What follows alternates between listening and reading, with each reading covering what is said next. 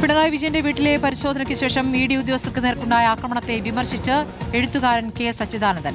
സത്യത്തെ ഭയമുണ്ട് എന്ന് തോന്നിക്കുന്ന രീതിയിലുള്ള പ്രതികരണമാണ് ഉണ്ടായത്.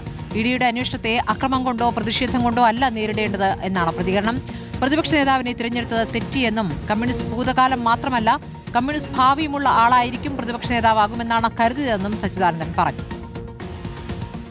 സത്യം പുറത്തു വരട്ടെ, സത്യത്തെ ഞങ്ങൾക്ക് ഭയമില്ല എന്ന് പറഞ്ഞാൽ മതിയായിരുന്നു. പക്ഷെ അങ്ങനെയല്ല ഉണ്ടായത്. സത്യത്തെ ഭയമുണ്ട് എന്ന് തോന്നിക്കുന്ന വിധത്തിലുള്ള പ്രതികരണമാണ് ഉണ്ടായത്. അത് അത്ഭുതകരമാണ്. ഇഡിയുടെ നായാട്ടിനെ വേട്ടയോ ഒന്നും ഞാൻ ന്യായീകരിക്കുകയല്ല. പക്ഷേ അതിനോട് ഇങ്ങനെ പ്രതികരിക്കേണ്ടിയിരുന്നോ?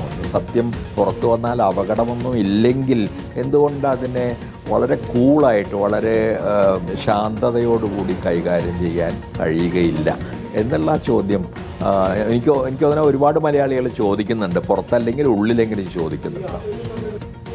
ജേസൺ ചാമളപ്പുഴ വിവരങ്ങളുമായി. ജേസൺ, അതിരൂക്ഷ വിമർശനങ്ങളാണല്ലോ സച്ചിദാനന്ദന്റെ ഭാഗത്തുനിന്നുണ്ടായിരിക്കുന്നത്. ഇപ്പോൾ ഇഡിക്ക് നേരെ നടന്ന ആക്രമണത്തെ മാത്രമല്ല പ്രതിപക്ഷ നേതൃസ്ഥാനത്ത് പിണറായി വിജയൻ പാടില്ലായിരുന്നു എന്നുകൂടിയാണ് അദ്ദേഹം പറയുന്നത്.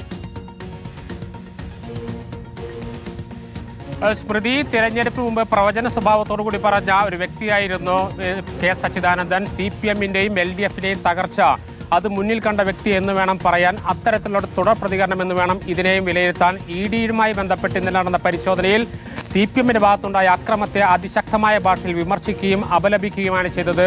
സത്യം മറയ്ക്കുന്നതിന് വേണ്ടിയുള്ള ഒരു പരിശ്രമമായിരുന്നു അവിടെ നടന്നതെന്ന ഒരു പരോക്ഷമായ ഒരു വിമർശനം കൂടി സച്ചിദാനന്ദൻ നടത്തുന്നു. അതോടൊപ്പം തന്നെ പ്രതിപക്ഷ നേതാവ് സ്ഥാനത്തെക്കുറിച്ചും അദ്ദേഹം വളരെ വ്യക്തതയോടുകൂടിയുള്ള ഒരു വിമർശനം ഉന്നയിക്കുന്നു. കമ്മ്യൂണിസ്റ്റ് പാർട്ടിയുടെ ഭാവി മുന്നിൽ കണ്ടുകൊണ്ടുള്ള ഒരു തീരുമാനമായിരുന്നില്ല പ്രതിപക്ഷ നേതാവ് സ്ഥാനത്തെ തിരഞ്ഞെടുക്കുന്നതിലുണ്ടായത്. ഊർജ്ജസ്വലനായ ഒരാളെ തിരഞ്ഞെടുക്കേണ്ടതിന് പകരം അത്തരം ഒരു തിരഞ്ഞെടുപ്പ് ഉണ്ടായത് പാർട്ടിക്ക് തെറ്റുപറ്റിയെന്നടക്കമുള്ള ഗുരുതരമായ വിമർശനങ്ങളും അദ്ദേഹം മുന്നോട്ട് വെക്കുകയാണ്. ഏതായാലും കമ്മ്യൂണിസ്റ്റ് CPM-ഉം അതുപോലെ തന്നെ ഇന്നലെ ഉണ്ടായ സംഭവങ്ങളും രണ്ടും അതിരൂക്ഷമായ വിമർശനത്തിന് വിധേയമാകണമെന്ന് അദ്ദേഹം ആവർത്തിക്കുന്നുണ്ട്.